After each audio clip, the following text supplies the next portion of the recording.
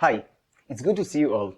I'd like to talk about the adaptation innovation scale of creativity. But let's start with a story. Not long ago, my wife and I were on a trip with our kids. As we were walking, the sole of our youngest son's boot started to come off. And soon enough, it had almost completely detached. My wife almost immediately became concerned for his safety, imagining all the possible ways which he could fall and hurt himself. We were out in nature and didn't have a lot of options, but I think there are several possible solutions we can come up with. What would you do in this situation? Can you categorize these different solutions and learn something new about raising creative children?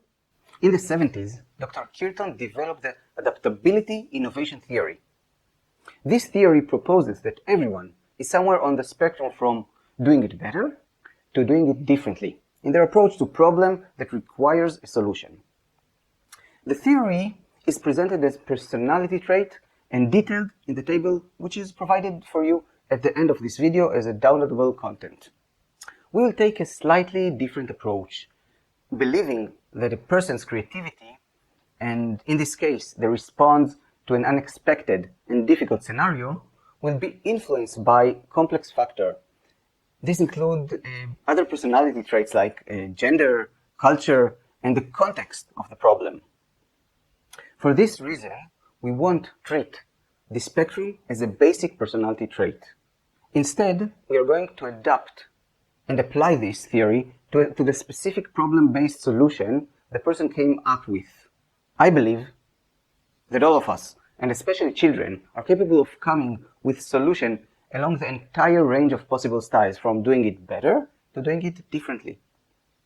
We can put also aside our inclinations and work on becoming better at coming up with alternative solutions from the opposite side of the spectrum. So how can we define this creativity spectrum? An adaptive solution is one that acts within the rules, the unwritten rules, and the social expectations. An adaptive solution would be seen as more orderly, well-defined, and planned. What are the rules and social expectations of the scenario that we're talking about? I think one social rule would be that a person should not be wearing two different shoes, let alone walk around without shoes. An adaptive solution would be to search for a shoe store, drive there, and bring back new shoes. An innovative solution may exhibit a disregard for the rules and act simply without plan. It may even try to redefine the very problem itself. How have we defined the problem here? And what does redefining it mean? Perhaps no one should have to wear shoes. Maybe the whole family should go barefoot. Here are a few more ways to understand the adaptive innovative spectrum. On the adaptive end, a solution will likely work within standards and customs, reinforcing the status quo. Solutions come from within the structure that is well defined and established and are usually clearly executable. These solutions tend to prioritize cohesion and cooperation. On the other end of the spectrum, innovative solutions intend to be more efficient and effective and suggest accomplishing by disregarding the rules.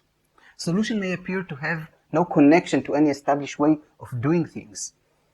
They may be more exciting and they might present something alternative and unique. Of course, neither approach is more right. However, in some scenarios, one approach is better than the other. Our ability to identify where the solution sits on the adaptive innovative spectrum and our ability to slide along it is a precursor to developing creative solutions that are best suited to the problem. Children tend to be better at moving between one type of solution to another. We can encourage them to continue to develop this ability by challenging them to come up with one perspective and then asking them for something completely different. And they will. So, want to know what happened with my kid's shoe? My wife took a moment to breathe deeply and stepped aside.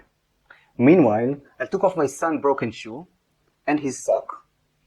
We discussed together what to do And then we put everything back on, but in the opposite order. First the shoe, then the sock, to hold it in place. My son was delighted. Of course, at the first opportunity we had, we bought him new shoes so he wouldn't walk around with a sock over his shoe.